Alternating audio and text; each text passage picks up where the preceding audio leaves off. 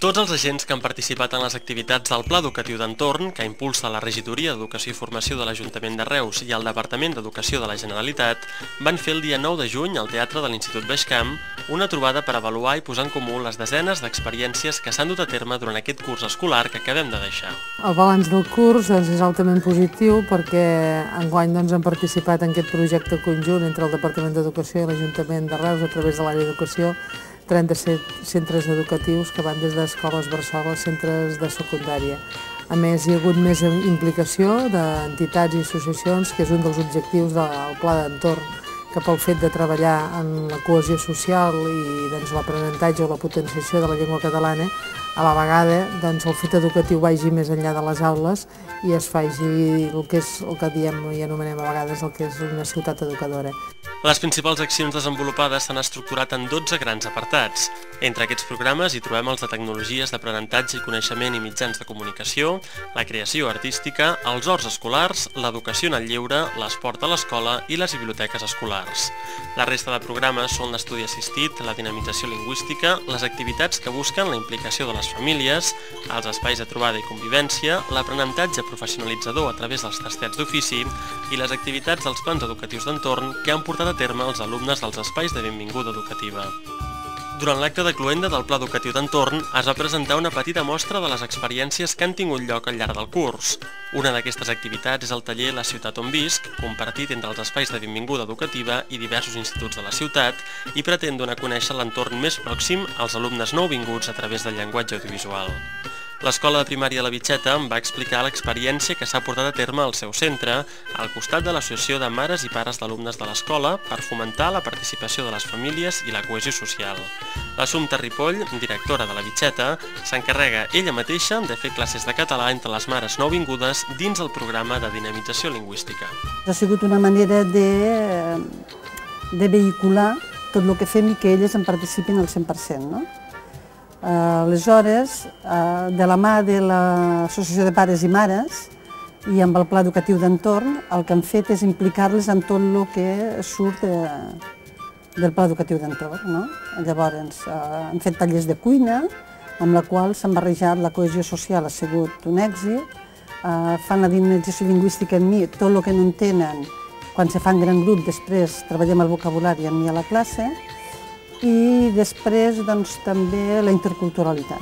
La darrera activitat que es va presentar va ser el crèdit de síntesi de l'Escola Maria Cortina, que s'ha treballat conjuntament amb el Centre de Lectura.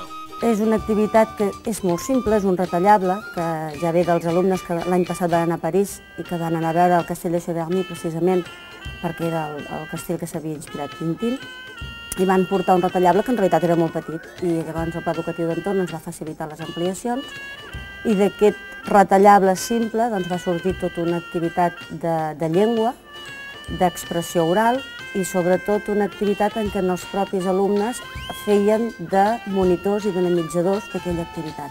Ja no eren els alumnes passius que van a un museu o que van a veure una activitat o que ells fan l'activitat perquè altres monitors els ensenyen, sinó que ells mateixos eren monitors.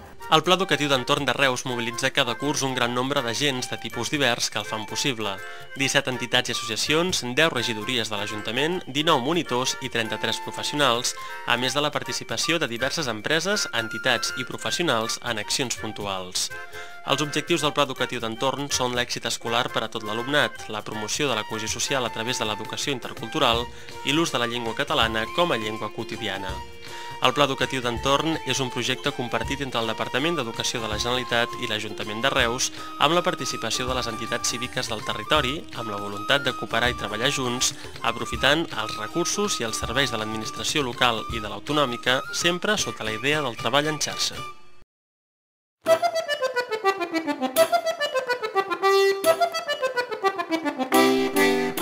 El passat 27 de maig va tenir lloc l'acte de cloenda del programa d'estudi assistit a l'Escola Alberic i Casas.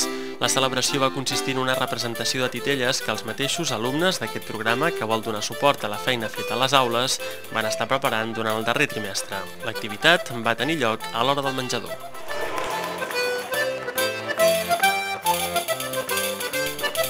El Saló de Plens de l'Ajuntament de Reus va acollir el passat 2 de juny l'acte de cloenda del programa formatiu Tastet d'Ofici, inclòs en el Pla Educatiu d'Entorn.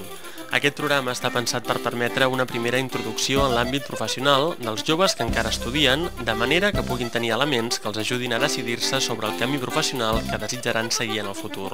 En els 2 quadrimestres en què s'ha dividit el curs, s'han fet tallers de perruqueria, fusteria, electricitat i lampisteria, llar d'infants, jardineria, construcció, comerç al detall i, com a novetat d'aquest curs, estètica. El centenar d'alumnes dels 7 centres educatius reusencs que han participat al programa Tastets d'Ofici han pogut, d'aquesta manera, tenir un primer contacte amb el món professional.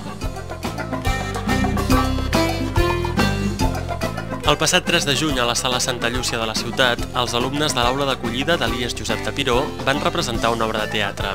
Es tractava d'una iniciativa pròpia del centre que va comptar amb el suport del Pla Educatiu d'Entorn.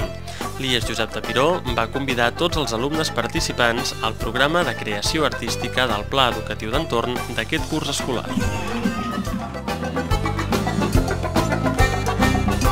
El Pla Educatiu d'Entorn, dins l'eix de treball de creació artística, va organitzar el passat 4 de juny un taller de creació de cançons per ordinador que imparteix l'ex-líder del grup Ja t'ho diré, el menorquí Cris Joanico. L'activitat va consistir en un treball pràctic d'utilització de l'ordinador en la creació, conservació i interpretació de manifestacions musicals. Durant el taller es van conèixer els materials necessaris per a fer música informàticament i es va experimentar en la creació d'una cançó a partir d'una melodia coneguda.